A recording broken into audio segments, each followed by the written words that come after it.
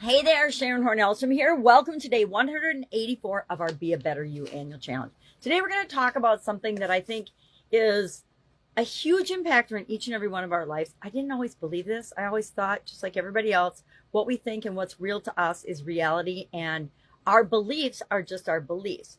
We don't realize that we have this whole segment of beliefs called limiting beliefs that are things that we usually formed in childhood. We added to them the power to them with the experience, to the point that they just become automatic little programs that are running in our subconscious and controlling us in ways that we might not want to be controlled. If we're trying to create a goal or create good mental health, for example, this month, we often get stopped by invisible forces that we don't understand. And we tell ourselves, oh, that's just the way I am. But it's not true. It's a belief or something that we picked up along the way, and sometimes it doesn't even belong to us. I just had a great example with a coach recently that helped me realize that I had a long-standing belief in fear and worry that didn't even really belong to me. It's something I had picked up generationally and was holding on to in my subconscious, not even really consciously aware of it. I knew my behaviors weren't in certain areas weren't the way I wanted them to be,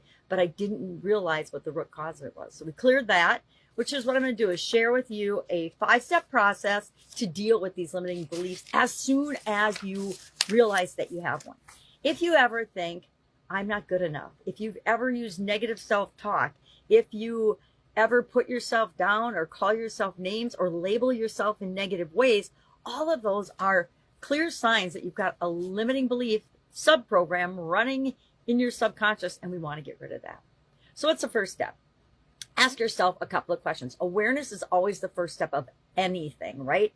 Once we're aware of a problem, then we can deal with it. Until we're aware of it and it's just going on around us and impacting our emotions and our thoughts, we don't really know or do anything about it. So we want to consciously take steps to be aware of it. We want to identify the limiting beliefs. We want to pick a limiting belief today, and we're going to look for one, and we're going to apply this process. That's our action item today, is to apply this five-step process to a limiting belief of yours and see what kind of an impact it has for the rest of the week, next week, and the next week, and the next. I think you'll see things miraculously happening in your life because you've let go of something that's holding you back or stopping you from getting what it is that you really want. So we ask ourselves a couple of questions to become more aware.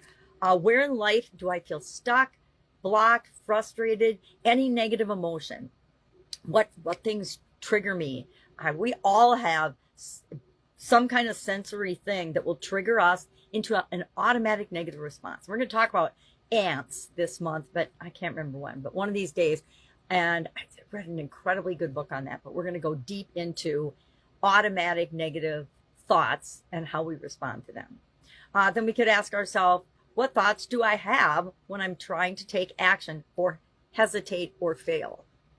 Because what I'm thinking is telling me exactly what's going on. I actually did this when I had a sudden cardiac arrest. I had a sudden cardiac arrest in 2010. And to me, it felt like it was out of the blue. But after I started to get better and was in cardiac rehab, I started to think about what I was thinking about and what my automatic thoughts were prior to that event. And it was a huge wake-up call for me, because my automatic thought at that time period was, I can't handle this. I don't know what I'm going to do about this. There were a whole lot of things going on in my life at that time that I thought the end of the world and negative, and I was thinking like they were, and I didn't know what to do about it. So guess what? The universe told me what to do about it. It said, you need a hard reset. Here you go. You're going to drop dead, and that might just be it. And that's how you deal with it. Or you're going to come back, and you're going to choose to come back, and you're going to be a better version of yourself. So we want to figure that out. Write down anything that pops up into your head. Write down anything, a recurring fear, a recurring thought that pops into your head. Write that down. Some of the most common ones, and I am guilty of probably all of these at some point in my life, is I'm not good enough. Any version of I'm not good enough, I don't deserve.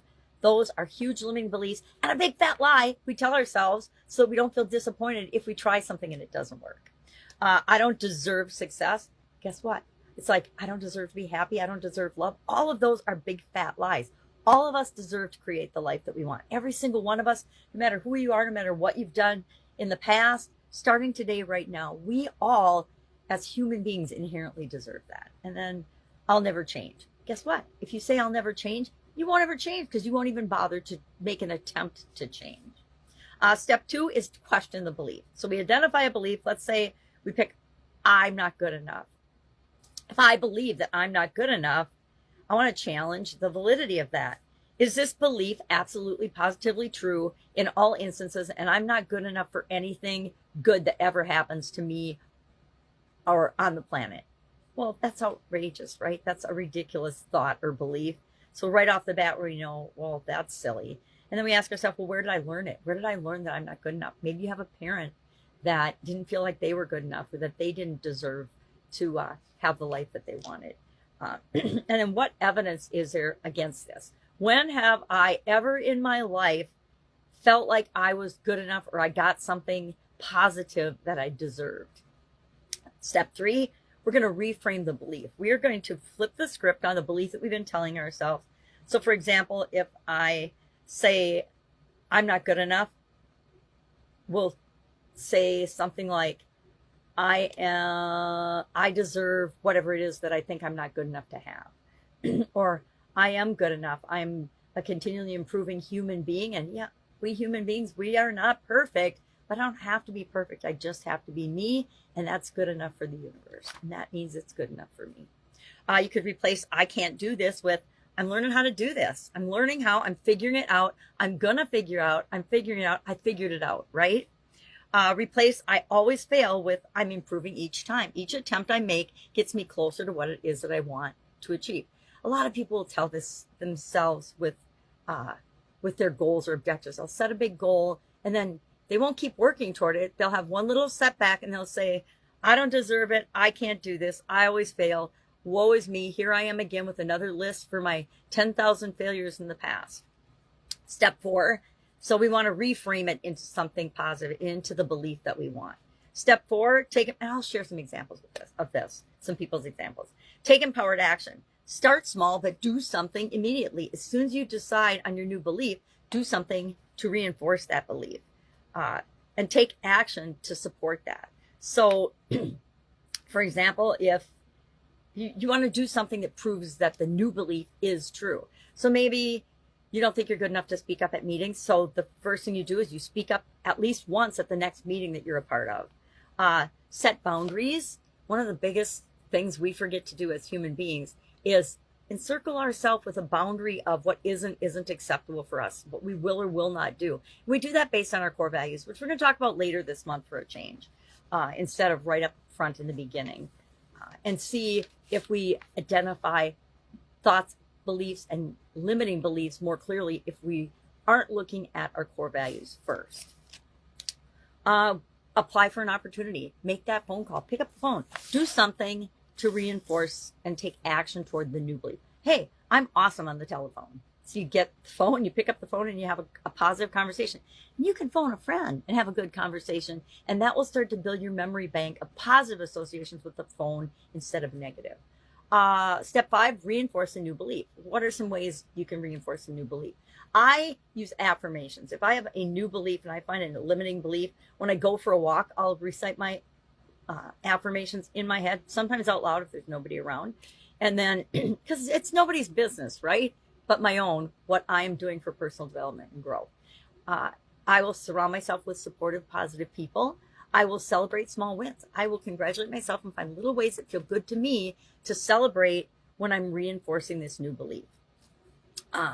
So let's share a couple of examples of this. Let me grab a magnifying glass. I've got Sarah, James, and Maria. Let's see who I want to share.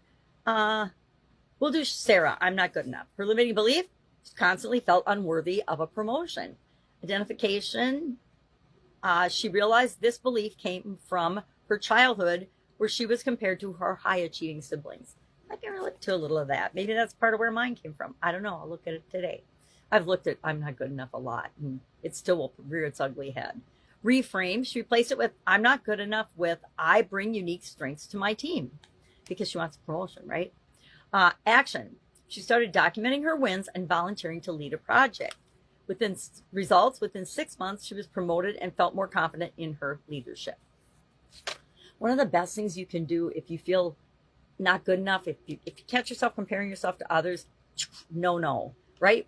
We don't know other people's stories or journeys or what really goes on inside them to have them get the results that they want. Heck, half the time we don't even know it about ourselves. So how would we expect to ever assume or know it or judge it about anyone else? I'm going to skip James and I'm going to go to Maria. Maria's thing is, I don't deserve love. That's a obvious false belief because every human being on the planet deserves love. And here's her limiting belief. Maria believed she wasn't worthy of a healthy relationship. Identification, she recognized this came from years of a toxic relationship. She reframed it to, I am lovable and worthy of mutual respect. That is a very powerful belief, right? Versus, I don't deserve love. Action, she began therapy, set personal boundaries, and took time to focus on herself and on self-love. The result, Maria now feels confident in her relationship and attracts people who value her. So, what are we going to do today? We are going to do this 5-step process. Step 1, become aware of what the false belief is. Identify one false belief or limiting belief. Limiting belief and false belief to me are the same because a limiting belief is always a lie. It's stopping us from reaching our true potential and being the best possible version of us. Therefore, to me, it is always a lie. Step 2, question the belief. Challenge it. Really. So identify what it is. Be aware. Challenge the belief with questions. Reframe that belief into something that you want to believe and you want to be true for your life. Because guess what? As soon as you start affirming that new belief, it becomes your reality. Take empowered action. Step 4. And finally, step 5, reinforce a new belief with affirmations, recitations, reading things about people that have done the thing that you want to do, that have had success, whatever. It will depend on what your limiting belief is. All right. Any questions about this? It's just a quick, simple 5-step process, and you can do whatever you want. If you already know you've got a limiting belief and you know how to work on it and fix it, go ahead and do it. You don't need to follow this process. This is for people that maybe have never thought about this before or don't have one or are like me. We have limiting beliefs all the time. And guess what? As soon as we get rid of one, another one will start to show up because it wants us to get rid of that too. All right. That's what our brains do. They serve us all the time. Any questions, ask. Otherwise, I will be with you tomorrow. Have a fantastic day.